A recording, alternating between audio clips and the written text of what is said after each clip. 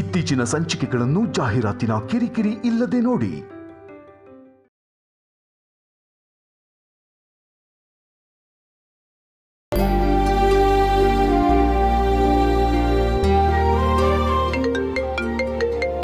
ಇವ್ರಿಗೆ ಇಷ್ಟೊತ್ತಲ್ಲಿ ಫೋನ್ ಮಾಡ್ತಾ ಇದ್ದಾರೆ. ಹಲೋ. ನಮಸ್ಕಾರ ಸರ್. ನಮಸ್ತೆ ಸರ್, ಹೇಳಿ. ತುಂಬ ದಿನ ಆದಮೇಲೆ ಇಷ್ಟೊತ್ತಲ್ಲಿ ಕಾಲ್ ಮಾಡ್ತಾ ಇದ್ದೀನಿ, ಅಪಾರ್ಥ ಮಾಡ್ಕೋಬೇಡಿ ಸರ್. ಚೇಚೆ, ಹಾಗೇನೂ ಇಲ್ಲ. ಏನು ವಿಷಯ ಹೇಳಿ. ಅಯ್ಯೋ, ಮಾಡೋ ಕೆಲಸ ಏನೋ ಇಟ್ಕೊಂಡು ಫೋನ್ ಮಾಡಿಲ್ಲ ಸರ್, ಹಾಗಂತ ಕೇಳೋದಕ್ಕೂ ಏನಿರಲಿಲ್ಲ. ತುಂಬ ದಿನ ಆಗಿತ್ತಲ್ಲ ನಿಮ್ಮ ಧ್ವನಿ ಕೇಳಿ, ಅದಕ್ಕೆ ಚೆನ್ನಾಗಿದ್ದೀರಾ ಅಂತ ಕೇಳಕ್ಕೆ ಫೋನ್ ಮಾಡಿದೆ. ನನ್ನ ಬಗ್ಗೆ ನಿಮಗೆ ಕಾಳಜಿ ಇದೆ ಅಂತ ನನಗೆ ಗೊತ್ತಿದೆ. ವಿಚಾರಿಸಿದ್ದಕ್ಕೆ ತುಂಬ ಥ್ಯಾಂಕ್ಸ್. ಬಟ್ ನಾನು ಚೆನ್ನಾಗಿದ್ದೀನಿ ಸರ್. ಸರ್, ಕೆಲವು ಸಲ ಸಮಸ್ಯೆಗಳು ಉಕ್ಕಿ ಹರಿತವೆ. ಬರೀ ಉಕ್ಕೋದು ಮಾತ್ರ ಅಲ್ಲ, ಅಬ್ಬರಿಸ್ತವೆ, ಬೊಬ್ಬೆ ಹೊಡಿತವೆ. ಅಂಥ ಸಮಯದಲ್ಲಿ ಅದ್ರ ಕಾವು ಇಷ್ಟು ದೂರದಲ್ಲಿರೋ ನಮಗೆ ಶಾಖ ತಟ್ಟೋ ಹಾಗೆ ಮಾಡುತ್ತೆ. ನೀವು ಅಂಥ ಸಮಸ್ಯೆಗಳ ಮಧ್ಯದಲ್ಲೇ ಇದ್ದೀರಾ. ಈ ಥರದ್ದೆಲ್ಲ ಆಗುವಾಗ ನೀವೆಷ್ಟು ನೋವು ಅನುಭವಿಸ್ತಾ ಇರಬೇಕು. ಅದ್ರ ನೆನಪಾದಾಗೆಲ್ಲ ನಾನು ನೆನೆಸ್ಕೊಳ್ಳೋದು ನಿಮ್ಮನ್ನೇ. ಸರ್, ಸಮಾಜದಲ್ಲಿ ಜನ ಮರುಗೋದು ಹೆಣ್ಮಕ್ಳಿಗೇನೆ. ನಾನು ಹೆಣ್ಮಕ್ಳು ತಂದೆ. ನನ್ನ ಕಣ್ಮುಂದೆ ಏನಾದರೂ ತಪ್ಪು ನಡೆದ್ರೆ ನಾನು ಹಿಂದೆ ಮುಂದೆ ಯೋಚನೆ ಮಾಡದೆ ಅವ್ರಿಗೆ ಸಪೋರ್ಟ್ ಮಾಡೋದು. ಆದರೆ ಗಂಡಸಿಗೂ ಒಂದು ಮನಸ್ಸಿರುತ್ತೆ, ಅದಕ್ಕೂ ನೋವಾಗುತ್ತೆ. ಒತ್ತಡ ತಡ್ಕೊಳ್ಳೋದಕ್ಕೆ ಅದಕ್ಕೂ ಒಂದು ಲಿಮಿಟ್ ಇದೆ ಅನ್ನೋ ಆಲೋಚನೆನ ಯಾರೂ ಮಾಡೋದೇ ಇಲ್ಲ ಸರ್. ಸರ್, ನಾನಿವಾಗ ಲೀಲಾ ತಂದೆಯಾಗಿ ಮಾತಾಡ್ತಾ ಇಲ್ಲ. ಒಂದು ಮನೆ ನಡೆಸೋ ಯಜಮಾನ ಆಗಿ ಇನ್ನೊಂದು ಮನೆ ಯಜಮಾನನ ಜೊತೆ ಮಾತಾಡ್ತಾ ಇದ್ದೀನಿ. ನನಗೆ ಗೊತ್ತು ಸರ್, ಎಲ್ಲರೂ ಮೊದಲು ದೂಷಣೆ ಮಾಡೋದು ನಿಮ್ಮನ್ನೇ. ಆದರೂ ನೀವು ಸಹನಾಮೂರ್ತಿಯಾಗಿ ಎಲ್ಲನೂ ತಡ್ಕೊಂಡಿದ್ದೀರ. ಎಲ್ಲದಕ್ಕೂ ಒಂದು ಅಂತ್ಯ ಇದೆ ಸರ್. ಎಲ್ಲ ಒಳ್ಳೇದಾಗುತ್ತೆ. Thank you sir. Thank you so much. ನೀವು ಈ ರೀತಿ ವಿಚಾರಿಸೋದನ್ನು ನೋಡಿದ್ರೆ ನಿಮ್ಮ ಮಗಳು ಲೀಲಂಗೆ ನಿಮ್ಮಿಂದನೇ ಗುಣ ಹೊಂದಿದೆ. Anyway, once again thank you very much. ಅಪ್ಪ, ನಾನು ಭಾವನ ಹತ್ರ ಮಾತಾಡ್ತೀನಿ. ಹಾಂ ಸರ್, ಒಂದು ರಿಕ್ವೆಸ್ಟು. ರೇವತಿ ನಿಮ್ಮ ಹತ್ರ ಮಾತಾಡಬೇಕಂತೆ. ಸರ್, ರಿಕ್ವೆಸ್ಟ್ ಅಂತೆಲ್ಲ ಯಾಕೆ ಹೇಳ್ತೀರಾ? ಕೊಡಿ. ಕೊಟ್ಟೆ. ಹಲೋ. ಹಾಯ್ ರೇವತಿ, ಹೇಗಿದೆಯಾ? ನಾನು ಚೆನ್ನಾಗಿದ್ದೀನಿ. ನೀವು ಹೇಗಿದ್ದೀರಾ ಭಾವ?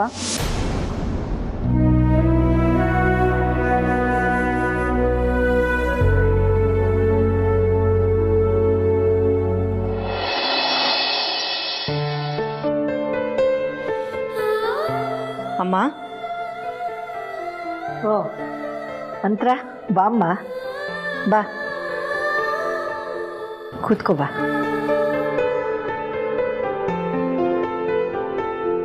ಡಿಸ್ಟರ್ಬ್ ಆಯ್ತಮ್ಮ?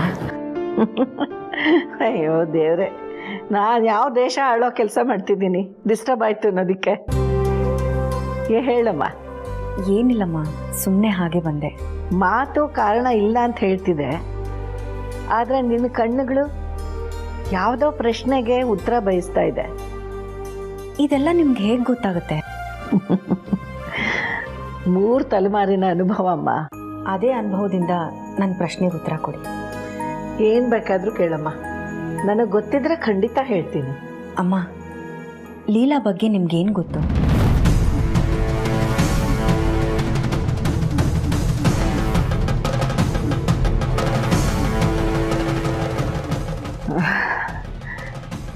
ಯಾಕಮ್ಮ ಅವಳ ಬಗ್ಗೆ ಕೇಳ್ತಾ ಇದೀಯಾ?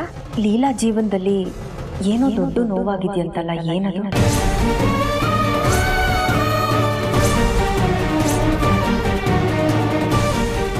ಅವಳಂತೂ ಹೇಳಲ್ಲ. ನನ್ನ ಅವಳ ಮಧ್ಯೆ ತುಂಬ ಒಳ್ಳೆ ಸ್ನೇಹ ಇದೆ. ಆದರೂ ಅವಳ ಜೀವನದಲ್ಲಿ ನಡೆದಿರೋ ಅಂಥ ವಿಷಯ ಮುಚ್ಚಿಡ್ತಿದ್ದಾಳೆ ಅಂದರೆ ಅವಳು ನಮ್ಮ ಸ್ನೇಹಕ್ಕೆ ಮಾಡ್ತಿರೋ ಮೋಸ. ಆದರೂ ಪರವಾಗಿಲ್ಲ, ನಾನು ಅವಳ ಸ್ನೇಹಿತೆಯಾಗಿ ಅವಳ ಅಕ್ಕನ ಸ್ಥಾನದಲ್ಲಿ ನಿಂತ್ಕೊಂಡು ಮಾತಾಡ್ತಿದ್ದೀನಿ. ಅವಳ ಜೀವನದಲ್ಲಿ ಏನು ತೊಂದರೆ ಆಗಿದೆ, ಅವಳಿಗಾಗಿರೋ ಮೋಸ ಆದರೂ ಏನೋ.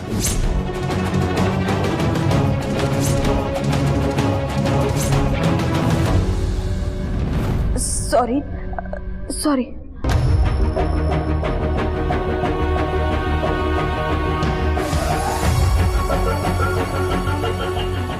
ಸಾರಿ ಸರ್, ಅಮ್ಮ ಕರೆದ್ಲು ಅಂತ ಫೋನ್ ನನ್ನ ಕೈಲಿ ಕೊಟ್ಟು ಹೋಗ್ಬಿಟ್ಲು ರೇವತಿ.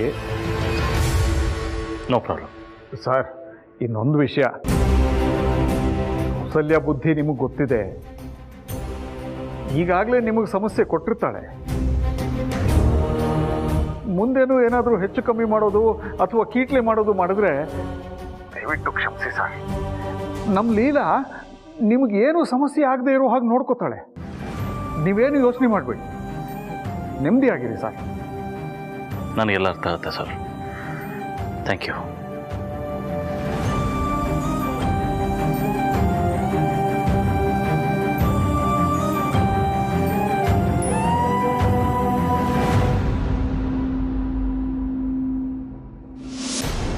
ಪ್ಲೀಸ್ ಹೇಳಿಮ್ಮ. ಅಂತರ ಹೊತ್ತಾಗಿದೆ, ಮಲಕೋ ಹೋಗಮ್ಮ.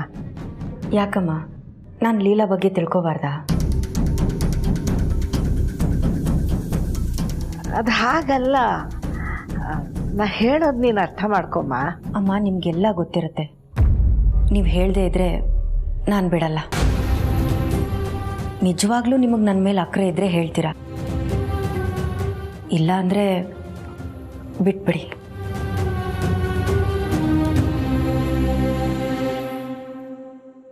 ನಾನು ನಿಮ್ಗೇನೂ ಅಲ್ಲ ಅಂತ ಅರ್ಥ ಆಯಿತು ಬಿಡಿಮ್ಮ. ನಿಮಗೆ ಡಿಸ್ಟರ್ಬ್ ಮಾಡಿದ್ದಕ್ಕೆ ಕ್ಷಮಿಸಿಮ್ಮ.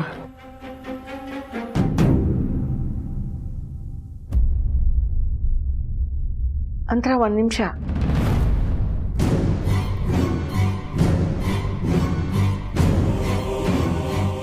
ಲೀಲಾ ಬಗ್ಗೆ ನಿನಗೆ ಗೊತ್ತಿಲ್ಲದೆ ಇರೋ ವಿಷಯನ ನಾನು ಹೇಳ್ತೀನಿ.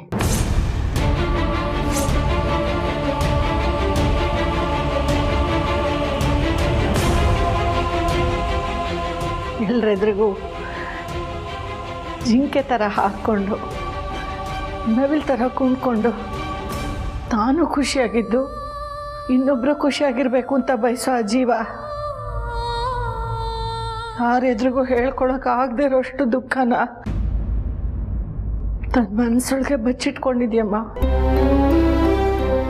ಯಾವ ವ್ಯಕ್ತಿ ಇನ್ನೊಬ್ಬರ ಕಷ್ಟ ಆಗಬಾರ್ದು ಅಂತ ಬಯಸ್ತಾನೋ ಅದೇ ವ್ಯಕ್ತಿ ಸ್ವತಃ ತಾನೇ ಆ ಕಷ್ಟನ ಅನುಭವಿಸ್ತಾ ಇರ್ತಾನಮ್ಮ. ಅಂದರೆ ನೀನು ರಾಮ್ ಒಂದಾಗಬೇಕು, ನೀವಿಬ್ಬರು ದೂರ ಆಗಬಾರ್ದು ಅಂತ ಹಗಲು ರಾತ್ರಿ ನಿಮ್ಮಿಬ್ಬರನ್ನು ಒಂದು ಮಾಡೋಕ್ಕೆ ಕಷ್ಟಪಡ್ತಿರೋ ಲೀಲಾ ಬದುಕಲ್ಲಿ ಅವಳು ತನ್ನ ಪ್ರಾಣಕ್ಕಿಂತ ಇಷ್ಟಪಡ್ತಿದ್ದ ವಸ್ತು ಇನ್ನೇನು ಅವಳು ಕೈ ಸೇರಬೇಕು ಅನ್ನೋ ಹೊತ್ತಲ್ಲಿ ಅವಳನ್ನ ದೂರ ಹೋಗ್ಬಿಡ್ತಮ್ಮ.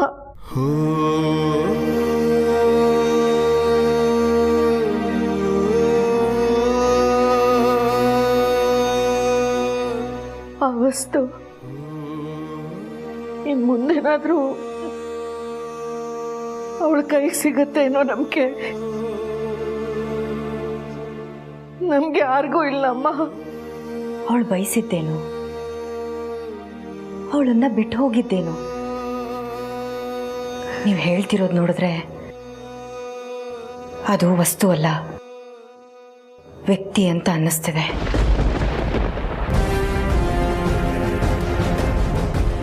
ಪ್ಲೀಸ್ ಹೇಳಿಮ್ಮ, ಹೇಳಿ.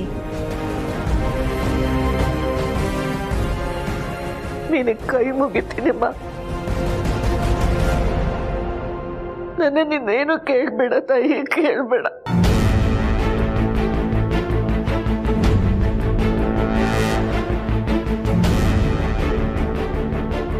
ಇದನ್ನೆಲ್ಲ ಹೇಳ್ತಿರೋ ನೀವೇ ಇಷ್ಟು ದುಃಖ ಪಡಬೇಕಾದ್ರೆ ಇನ್ನು ಇದನ್ನೆಲ್ಲ ಅನುಭವಿಸ್ತಿರೋ ಲೀಲಾ ಮನಸ್ಸಲ್ಲಿ ಇನ್ನೆಷ್ಟು ನೋವಿರಬೇಡ. ಇಷ್ಟು ಹೇಳಿದ್ರಲ್ಲ ಅಷ್ಟೇ ಸಾಕಮ್ಮ. ಥ್ಯಾಂಕ್ಸ್.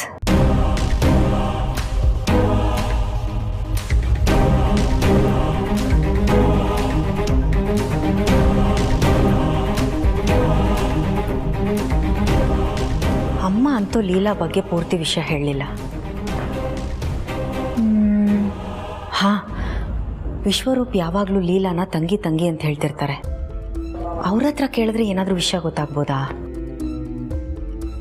ಎಸ್, ವಿಶ್ವರೂಪ್. ಮೇಡಮ್ ಹೇಳಿ. ನಾನು ನೇರವಾಗಿ ನಿಮ್ಮ ಹತ್ರ ಒಂದು ವಿಷಯ ಕೇಳ್ತೀನಿ, ನಿಜ ಹೇಳಬೇಕು. ಲೀಲಾ ಲೈಫಲ್ಲಿ ಏನು ನಡೆದಿದೆ? ಮೇಡಮ್ ನೀವೇನು ಮಾತಾಡ್ತಿದ್ದೀರಿ? ನಂಗೆ ಒಂದು ಗೊತ್ತಾಗ್ತಿಲ್ಲ. ಅವ್ರ ಲೈಫಲ್ಲಿ ಏನಾಗಿರುತ್ತೆ? ಅವ್ರ ಪಾಡಿಗೆ ಆರಾಮಾಗಿದ್ದಾರೆ. ನೀವು ಸುಮ್ಮನೆ ಏನೇನೋ ಅನ್ಕೋತಿದ್ದೀರ ಅಷ್ಟೇ. ಸುಳ್ಳು ಹೇಳಬೇಡಿ. ನೀವು ಒಳ್ಳೆ ನಟ ಅನ್ನೋದು ನನಗೆ ಚೆನ್ನಾಗಿ ಗೊತ್ತಿದೆ. ನೋಡಿ, ಅಮ್ಮ ಅರ್ಧ ವಿಷಯನ ಹೇಳಿದ್ದಾರೆ. ಇನ್ನು ಮಿಕ್ಕಿದ್ದನ್ನು ನೀವು ಹೇಳಬೇಕು. ಹೇಳಿ ಹೇಳಿ ಅಂದೆ. ಲೀಲಾ ಮೇಡಮ್ ಅವ್ರ ಲೈಫಲ್ಲಿ ಅವ್ರಿಗೆ ಅನ್ಯಾಯ ಆಗಿರೋದನ್ನು ನಾವು ಕಲ್ಪಿಸ್ಕೊಳ್ಳೋಕ್ಕೂ ಆಗಲ್ಲ ಮೇಡಮ್. ಪ್ರತಿಯೊಬ್ಬರ ಲೈಫಲ್ಲಿ ಒಬ್ಬ ವಿಲನ್ ಇದ್ದೇ ಇರ್ತಾನೆ. ಆದರೆ ಲೀಲಾ ಮೇಡಮ್ ಅವ್ರ ಲೈಫಲ್ಲಿ ವಿಧಿನೇ ವಿಲನ್ ಆಗೋಯ್ತು ಮೇಡಮ್. ನಾವು ಅನ್ಕೊಂಡಿರೋ ಕೆಲಸ ಆಗದೆ ಇದ್ದಾಗ ನಾವು ತುಂಬ ದುಃಖ ಪಡ್ತೀವಿ. ಆದರೆ ಕೈಗೆ ಸಿಕ್ಕಿದ ಫಲ ಅನುಭವಿಸೋದಕ್ಕಿಂತ ಮುಂಚೆನೇ ಕೈ ಜಾರ್ದಾಗ ಆಗುತ್ತಲ್ವ ಮೇಡಮ್ ನಾವು? ಅದು ಅನುಭವಿಸೋದಕ್ಕೆ ಮಾತ್ರ ಗೊತ್ತು ಮೇಡಮ್.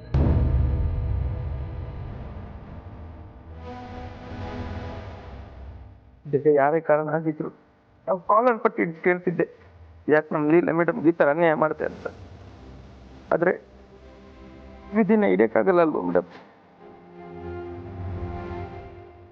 ಅವರು ಅನುಭವಿಸ್ತಿರೋ ನೋವು ಅವ್ರ ಕಣ್ಣ ರೆಪ್ಪೆಗೂ ಗೊತ್ತಾಗಲ್ಲ ಮೇಡಮ್. ನನ್ನ ಕೈಲಿ ಇದಕ್ಕಿಂತ ಜಾಸ್ತಿ ಇನ್ನೇನು ಹೇಳೋಕ್ಕಾಗಲ್ಲ ಮೇಡಮ್. ಬರ್ತೀನಿ.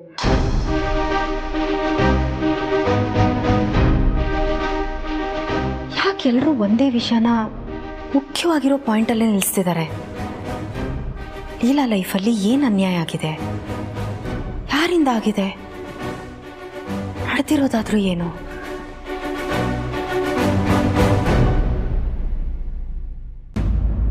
ಅವ್ರು ಊಟ ಬೇರೆ ಮಾಡಿಲ್ಲ. ಖಾಲಿ ಹೋಟೆಲ್ ಮಲ್ಗೋದು ಚೆನ್ನಾಗಿರಲ್ಲ. ಅಟ್ಲೀಸ್ಟ್ ಹಣ್ಣಾದರೂ ಕೊಡ್ತೀನಿ. ನನ್ನ ಬದಲು ಅವ್ರಿಗೆ ಅಂತರ ಹಾಕನೆ ಹಣ್ಣು ಕೊಟ್ರೆ ಚೆನ್ನಾಗಿರುತ್ತೆ.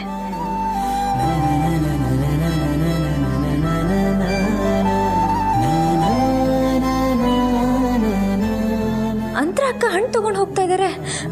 ಮೋಸ್ಟ್ಲಿ ಅವ್ರಿಗೆ ಇರಬೇಕು. ಅಕ್ಕ ಅಕ್ಕ ಬಾಯಿ ತುಂಬ ಅಕ್ಕ ಅಂತ ಕರೆದು ನನ್ನ ಹತ್ರನೇ ನಿನ್ನ ನೋವೆಲ್ಲ ಮುಚ್ಚಿಟ್ಟಿದ್ಯಲ್ಲಿಲ್ಲ. ನನಗೆಷ್ಟು ನೋವಾಗಬೇಕು. ಅಕ್ಕ ಏನು ಯೋಚನೆ ಮಾಡ್ತಾ ಇದ್ದೀರಾ? ಅಕ್ಕ ಅನ್ನೋದು ಬರೀ ಪದ ಅಲ್ಲ, ಅದೊಂದು ಸಂಬಂಧ ಅಂತ ಯೋಚನೆ ಮಾಡ್ತಾ ಇದ್ದೆ. ಅಕ್ಕ ನಿಮಗೆ ಯಾಕೆ ಈ ಡೌಟು? ಏನಿಲ್ಲ ಬಿಡು. ಮನಸ್ಸಲ್ಲಿರೋದನ್ನ ಹೇಳ್ಕೊಂಡ್ರೆ ಸಂಬಂಧಕ್ಕೊಂದು ಬೆಲೆ ಇರುತ್ತೆ. ಆದರೆ ಅದನ್ನು ಹೇಳ್ಕೊಳ್ದೇ ಇದ್ರೆ ಯಾವ ಬೆಲೆನೂ ಇರಲ್ಲ. ನನಗೆ ಅರ್ಥ ಆಗಲಿಲ್ಲ ಅಕ್ಕ. ಹೋಗಲಿ ಬಿಡಲಿಲ್ಲ. ಆ್ಯಕ್ಚುಲಿ ನಾನು ಅಭಿಗೆ ಫ್ರೂಟ್ಸ್ ತೊಗೊಂಡು ಹೋಗ್ತಿದ್ದೆ.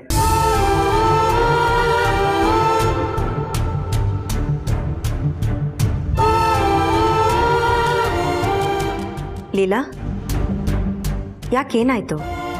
ಏನಿಲ್ಲ ಅಕ್ಕ, ನೀವು ಹೋಗಿ ಬನ್ನಿ.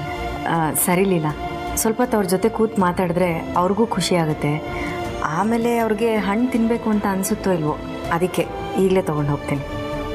ಪ್ರೀತಿ ಆಗದೇನೆ ನೀವು ಇಷ್ಟು ಚೆನ್ನಾಗಿ ನೋಡ್ಕೋತಾ ಇದ್ದೀರಾ. ಇನ್ನು ಪ್ರೀತಿ ಆದಮೇಲೆ ನೀವು ಅವರನ್ನು ಎಷ್ಟು ಚೆನ್ನಾಗಿ ನೋಡ್ಕೋಬೋದು. ಸುಮ್ಮನೆ ಏನೇನೋ ಹೇಳ್ಬೇಡಲಿಲ್ಲ.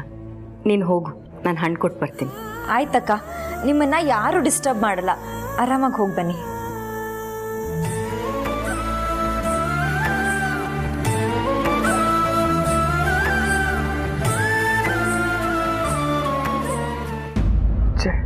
ಇಮೋಷ್ನಲ್ ಆಗಿಬಿಟ್ಟು ಲೀಲಾ ಮೇಡಮ್ ಬಗ್ಗೆ ಹೇಳ್ಬಿಟ್ನಲ್ಲಪ್ಪ. ನಾನು ಅಷ್ಟೇ ವಿಶ್ವರೂಪ್, ಅಂತರತ್ತೆ ಕೇಳಿದ್ರು ಅಂತ ಹೇಳಿಬಿಟ್ಟೆ. ಹೇಳ್ಬಾರ್ದಿತ್ತು. ಏನು ಮಾಡೋದು ಈಗ? ಮೇಡಮ್, ಏನಾಯ್ತು ವಿಶ್ವರೂಪ್? ಅದು ಅಂತರ ಮೇಡಮ್ ನಿಮ್ಮ ಲೈಫ್ ಬಗ್ಗೆ ತಿಳ್ಕೊಬೇಕು ಅಂತ ತುಂಬ ಓಡಾಡ್ತಿದ್ದಾರೆ. ಅಜ್ಜಿನೂ ಕೇಳಿದ್ರು, ನನ್ನ ಹತ್ರನೂ ಕೇಳಿದ್ದಾರೆ ಮೇಡಮ್. ಅದಕ್ಕೆ ಅಂತರ ಅಕ್ಕ ನನ್ನ ಹತ್ರ ಒಗಟಾಗಿ ಮಾತಾಡ್ತಿದ್ದ. ಹೌದು ಅತ್ತೆ, ಆದರೆ ನಾವು ಪೂರ್ತಿ ವಿಷಯ ಹೇಳಿಲ್ಲ.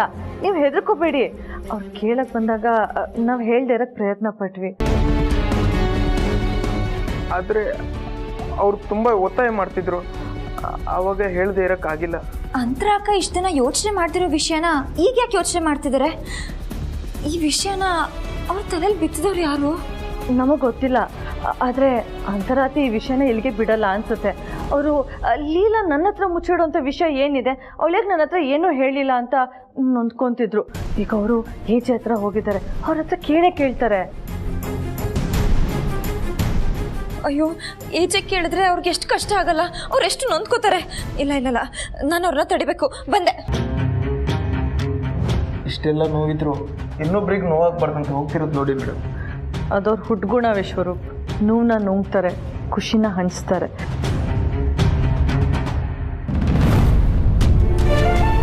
ಎಲ್ಲರೂ ಮೊದಲು ದೂಷಣೆ ಮಾಡೋದು ನಿಮ್ಮನ್ನೇ.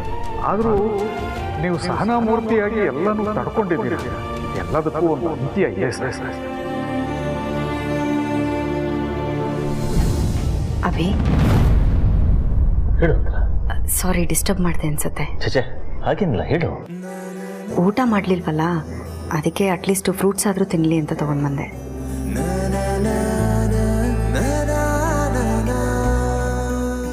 ನಾನು ಊಟ ಮಾಡಲಿಲ್ಲ ಅಂದರೆ ನಿನ್ಗೆ ನೋವಾಗುತ್ತಾ? ಅಫ್ಕೋರ್ಸ್ ನೋವಾಗುತ್ತೆ. ಯಾರು ಊಟ ಮಾಡಿಲ್ಲ ಅಂದರೂ ನೋವಾಗುತ್ತೆ.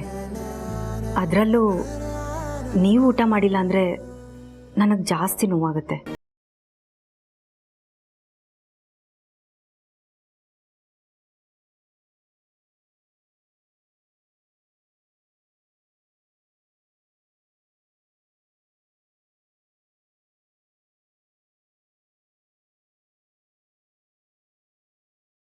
ಲೀಲಾ ಬಗ್ಗೆ ಯಾರೂ ಸರಿಯಾಗಿ ಹೇಳ್ತಿಲ್ಲ.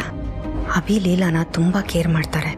ಸೊ ಇವ್ರಿಗೆ ಅವಳ ಬಗ್ಗೆ ಎಲ್ಲ ವಿಷಯನೂ ಗೊತ್ತಿರುತ್ತೆ. ಇವ್ರು ಕೇಳಿದ್ರೆ ಖಂಡಿತವಾಗ್ಲೂ ನನಗೆಲ್ಲ ಗೊತ್ತಾಗುತ್ತೆ. ಅಭಿ, ನಾನು ನಿಮ್ಮ ಹತ್ರ ಒಂದು ವಿಷಯ ಕೇಳಲಾ? ನೀನು ಕೇಳಿದ್ರೆ ಏನು ಬೇಕಾದರೂ ಹೇಳ್ತೀನಿ, ಕೇಳು. ಆದರೆ ಸುಳ್ಳು ಹೇಳೋ ಆಗಿಲ್ಲ. ಖಂಡಿತವಾಗ್ಲೂ ಇಲ್ಲ. ನೀನು ಕೇಳ್ತಿದ್ಯಾ ಅಂದರೆ ನನಗೇನು ಗೊತ್ತಿದೆಯೋ ಅದನ್ನೆಲ್ಲ ಹೇಳ್ತೀನಿ. ಏನು ವಿಷಯ ಕೇಳು. ಲೀಲಾ ಯಾರು?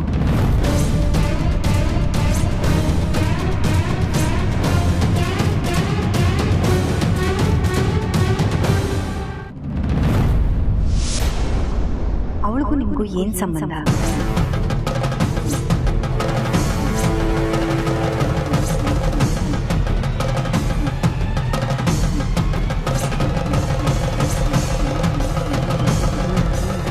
ಅವಳಿಗೂ ಈ ಮನೇಲಿರೋ ಜನಕ್ಕೂ ಏನು ಸಂಬಂಧ?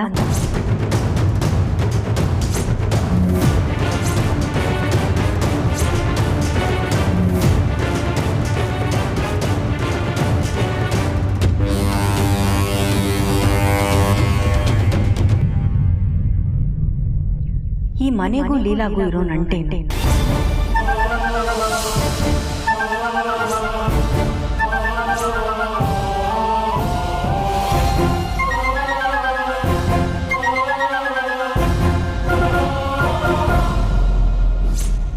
ಲೀಲಾ ಜೀವನದಲ್ಲಿ ಏನು ನಡೀತಿದೆ ಹೇಳಿ ಅಭಿ, ನಿಮ್ಮನ್ನೇ ಕೇಳ್ತಿರೋದು.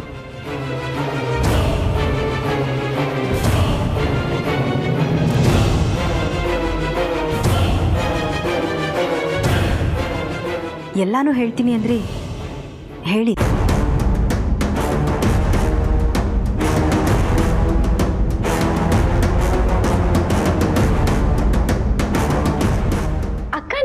ಬರ್ತೀರಾ?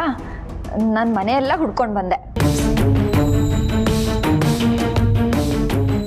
ಅರೆ, ಲೀಲಾಗೆ ನಾನು ಇಲ್ಲಿರೋ ವಿಷಯ ಗೊತ್ತಲ್ಲ, ಆದರೂ ಯಾಕೆ ಹೀಗೆ ಕೇಳ್ತಿದ್ದಾಳೆ?